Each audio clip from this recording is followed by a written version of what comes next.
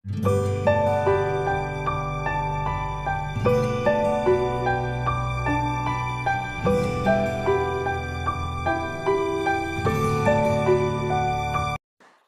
Friends, welcome to taste castle. ഇന്ന് നമ്മളിവിടെ prepare ചെയ്യാൻ പോകുന്നത് ജിഞ്ചർ ഫിഷ് ഫ്രൈ ആണ്.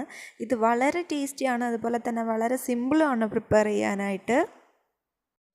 ഫിഷ് ഫ്രൈ എന്ന് പറയുമ്പോഴത്തേനും എല്ലാവരും വിചാരിക്കുന്നത് പോലെ മുളക് പൊടിയും മഞ്ഞൾപ്പൊടിയും ഒക്കെ കൂടി തിരുമ്മി വെച്ചിട്ടുള്ളൊരു ഫിഷ് ഫ്രൈ അല്ല.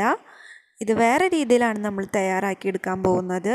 ഇതിൽ നമ്മൾ മുളക് പൊടിയോ മഞ്ഞൾപ്പൊടിയോ അങ്ങനെ ഒരു സാധനവും ചേർക്കുന്നില്ല. അല്ലാതെ തന്നെ വളരെ ടേസ്റ്റി ആയിട്ട് നമുക്കിത് ഉണ്ടാക്കിയെടുക്കാം. ഇപ്പം ഞാനിവിടെ നല്ല മത്തി അല്ലെങ്കിൽ ചാള എന്ന് പറയും, അത് നല്ല കഴുകി വൃത്തിയാക്കി ക്ലീൻ ചെയ്ത് വരഞ്ഞ് വെച്ചിട്ടുണ്ട്. ഇതിപ്പോൾ ഏകദേശം ഒരു 1/2 കിലോളം ഉണ്ടാവും ഇതിൻ്റെ ക്വാണ്ടിറ്റി എന്ന് പറയുന്നത്. പിന്നെ വേണ്ടത് പച്ചമുളകാണ്. സാധാരണ പച്ചമുളകാണ് ഞാൻ എടുത്തിരിക്കുന്നത്. ഒരു 3 എണ്ണം എടുത്തിട്ടുണ്ട്. അത്യാവശ്യം നല്ല എരിവുള്ള പച്ചമുളകാണ്. അടുത്തതായിട്ട് നമുക്ക് വേണ്ടത് ഇഞ്ചിയാണ്. ഇഞ്ചി ഞാനിപ്പോൾ ഇവിടെ തൊലി കളഞ്ഞ് വെച്ചിട്ടുണ്ട്. ഇപ്പം എൻ്റെ കയ്യിലുള്ളത് നല്ല നാടൻ ഇഞ്ചിയാണ്. നിങ്ങൾക്ക് മറ്റേ ഇഞ്ചി യൂസ് ചെയ്യാൻ കുഴപ്പമൊന്നുമില്ല. പിന്നെ ഇത് ചെറുനാരങ്ങ നീരാണ്. ഇതിപ്പോൾ ഒരു ചെറുനാരങ്ങയുടെ നീരാണ് ഞാൻ എടുത്തിരിക്കുന്നത്. ഒന്നില്ലെങ്കിൽ നിങ്ങൾക്ക് ചെറുനാരങ്ങയുടെ നീരെടുക്കാം, അല്ലെങ്കിൽ വിനാഗിരി എടുക്കാം. ഏതെങ്കിലും ഒന്ന് ചൂസ് ചെയ്യാം. പിന്നെ നമുക്ക് വേണ്ടത് കുരുമുളക് പൊടി ആവശ്യത്തിന്, പിന്നെ ആവശ്യത്തിനുള്ള ഉപ്പ്, പിന്നെ നമുക്ക് നോർമലി വറക്കാനായിട്ട് ആവശ്യമായിട്ടുള്ള വെളിച്ചെണ്ണ. അപ്പോൾ ഇത്രയാണ് നമുക്ക് ആവശ്യമായിട്ടുള്ള ഇൻഗ്രീഡിയൻസ്. ഇനി നമുക്കിതെല്ലാം കൂടി ഒന്ന് മിക്സ് ചെയ്ത് അരച്ചെടുക്കണം. ഒരു മിക്സിയുടെ ജാറിലേക്ക് ഞാൻ ഇഞ്ചി ഇടുകയാണ്. അതിനുശേഷം പച്ചമുളക് അതിനകത്തേക്ക് ഇടുക. വേറൊന്നും ഇതിൽ ചേർക്കേണ്ട ആവശ്യമില്ല. ആവശ്യത്തിന് 1-2 സ്പൂൺ വെള്ളം ഒഴിച്ചതിന് ശേഷം അരച്ചെടുക്കുക. ഒരുപാട് വെള്ളം ഒഴിക്കരുത്. ഒരു പേസ്റ്റ് രൂപത്തിൽ നമുക്ക് കിട്ടണം. അപ്പോൾ നമ്മൾ ഇഞ്ചിയും പച്ചമുളക് അരച്ചെടുത്തിട്ടുണ്ട്. നല്ല പേസ്റ്റ് രൂപത്തിലായിട്ടുണ്ട്. അധികം വെള്ളമില്ലാതെ ഈ ഒരു പരുവത്തിലാണ് അരച്ചെടുത്തിരിക്കുന്നത്. കാരണം അധികം അതിൽ വെള്ളം വന്നു കഴിഞ്ഞിട്ടുണ്ടെങ്കിൽ ശരിക്കും പിടിക്കില്ല. ഇനിയിപ്പോൾ നാരങ്ങാനീരും കൂടി ഒഴിക്കാനുള്ളത് കൊണ്ട് എന്താ പറയുക, ഒരുപാട് ലൂസായിപ്പോവും. അതുകൊണ്ടാണ് ഈ ഒരു പരുവത്തിലെടുക്കുന്നത്. നമുക്ക് ഇതിലേക്ക് ഇട്ട് കൊടുക്കാം. അതിനുശേഷം അടുത്തതായിട്ട് നമ്മൾ നാരങ്ങാനീര് ഇതിലേക്ക് ഒഴിക്കുക. ഒരു നാരങ്ങയുടെ നീരേ ഉള്ളൂ, അതൊഴിക്കുക. അപ്പം തന്നെ ലൂസാവും, അതുകൊണ്ടാണ്. നാരങ്ങാനീര് ഒഴിച്ചു. ഇനി നമുക്ക് ആവശ്യത്തിന് ഉപ്പ് ചേർത്ത് കൊടുക്കാം. കുരുമുളക് പൊടി ഇപ്പം ഇടുന്നില്ല കേട്ടോ. കുരുമുളക് പൊടി നമ്മൾ ലാസ്റ്റ് ഫ്രൈ ചെയ്തതിന് ശേഷമാണ് ആഡ് ചെയ്യുന്നത്. ഉപ്പ് ചേർത്ത് കഴിഞ്ഞു. ഇനി നമുക്കിത് കൈകൊണ്ട് നന്നായിട്ട് മിക്സ് ചെയ്ത് കൊടുക്കാം. വരയിട്ടതിൻ്റെ ഉള്ളിലേക്കൊക്കെ നല്ലോണം പിടിക്കണം. ഇപ്പം കണ്ടില്ലേ, ഞാൻ പറഞ്ഞ പോലെ വെള്ളത്തിൻ്റെ ആ നാരങ്ങ നീര് ഒഴിച്ചപ്പോൾ തന്നെ ഒരു ഇത് വന്നിട്ടുണ്ട്, ലൂസായിട്ടുണ്ട്. ഇപ്പോൾ സൂക്ഷിച്ച് മിക്സ് ചെയ്യുക, കയ്യിൽ മുള്ളൊന്നും കയറാതെ. ഞാനിപ്പോൾ ഇവിടെ ചാള അല്ലെങ്കിൽ മത്തി എടുക്കാൻ കാരണം എന്താണെന്ന് വെച്ച് കഴിഞ്ഞാൽ, ഈ ഒരു പേസ്റ്റ് അല്ലെങ്കിൽ ഈ ഒരു ഫില്ലിങ് ഏറ്റവും കൂടുതൽ ടേസ്റ്റ് മത്തിക്കാണ്. മറ്റു മീനിൽ ഉപയോഗിക്കാൻ പാടില്ല എന്നല്ല കേട്ടോ പറഞ്ഞത്, പക്ഷെ കുറച്ച് പ്രത്യേക ടേസ്റ്റാണ് നമ്മൾ ചാള ഇതിൽ വറുക്കുമ്പോൾ.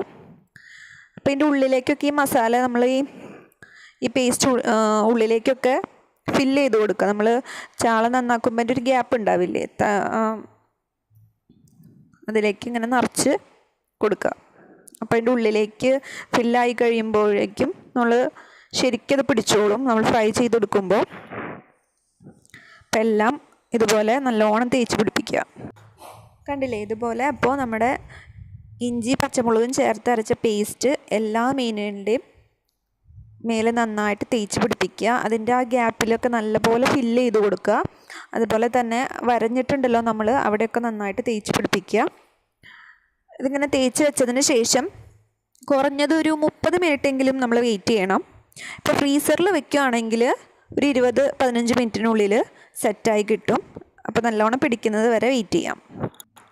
ഇതിപ്പോൾ ഒരു 30 മിനിറ്റോളം കഴിഞ്ഞിട്ടുണ്ട്. 30 മിനിറ്റിൽ കൂടുതലായി. ഇപ്പോൾ മസാലയൊക്കെ നല്ല പോലെ നമ്മുടെ മീനിലേക്ക് പിടിച്ചിട്ടുണ്ടാവും. കാരണം ഞാൻ വേറെ കറികളൊക്കെ വയ്ക്കാൻ പോയിക്കായിരുന്നു. അപ്പോൾ ആ നേരം കൊണ്ട് ഇത് നല്ലപോലെ ഇരുന്ന് പിടിച്ചിട്ടുണ്ട്. ഇനി നമുക്ക് നേരിട്ട് വറുത്തെടുക്കുകയാണ് വേണ്ടത്. അപ്പം ഞാനൊരു പാൻ ഗ്യാസിൽ വെച്ചിട്ട് ഓയിൽ ഒഴിച്ച് വെച്ചിട്ടുണ്ട്. ഇത് ഡീപ്പ് ഫ്രൈ ഒന്നും വേണ്ട. നമ്മൾ മീനിടുമ്പോൾ അതിലൊരു പകുതി ഭാഗം വെളിച്ചെണ്ണ നിൽക്കാൻ മാത്രം മതി. ഓയിലൊരു വിധം ചൂടായിട്ടുണ്ട്. മീനിടുമ്പോൾ പ്രത്യേകം ശ്രദ്ധിക്കുക, കുറച്ച് അകലം പാലിച്ച് മീനിടുക. കാരണം അതിൽ വെള്ളത്തിൻ്റെ കണ്ടൻറ്റ് ഉണ്ട്. നമ്മൾ നാരങ്ങ നീര് ഒഴിച്ചിട്ടുണ്ടായിരുന്നു, പിന്നെ പേസ്റ്റ് അരയ്ക്കുമ്പോൾ അതുപോലെ തന്നെ 1-2 സ്പൂൺ വെള്ളം ഒഴിച്ചിട്ടുണ്ടായിരുന്നു. അപ്പം നല്ല രീതിയിൽ അത്യാവശ്യം നല്ല രീതിയിൽ തന്നെ നല്ല പൊട്ടിത്തെറി ഉണ്ടാവും. അപ്പോൾ വളരെ കെയർഫുള്ളായിട്ടിരിക്കുക, വളരെ കെയർഫുള്ളായിട്ട് ചെയ്യുക. ഇപ്പം ഇതിൻ്റെ ഒരു സൈഡ് വെന്തിട്ടുണ്ട്. നമുക്കിനി ഇത് മറിച്ചിട്ട് കൊടുക്കാം. മറിച്ചിടുമ്പോഴും നല്ലോണം കെയർഫുള്ളായിട്ടിരിക്കുക, കാരണം നല്ലോണം പൊട്ടിത്തെറിക്കുന്നുണ്ട്. ഞാനിപ്പോൾ ഫോൺ പിടിച്ചിരിക്കുന്ന എനിക്ക് കുറച്ച് ഡിസ്കംഫേർട്ടാണ്. ഇതുപോലെ മറിച്ചിട്ട് കൊടുക്കുക. അതുപോലെ നമ്മൾ എല്ലാ ഫിഷും ഫ്രൈ ചെയ്തെടുക്കുക.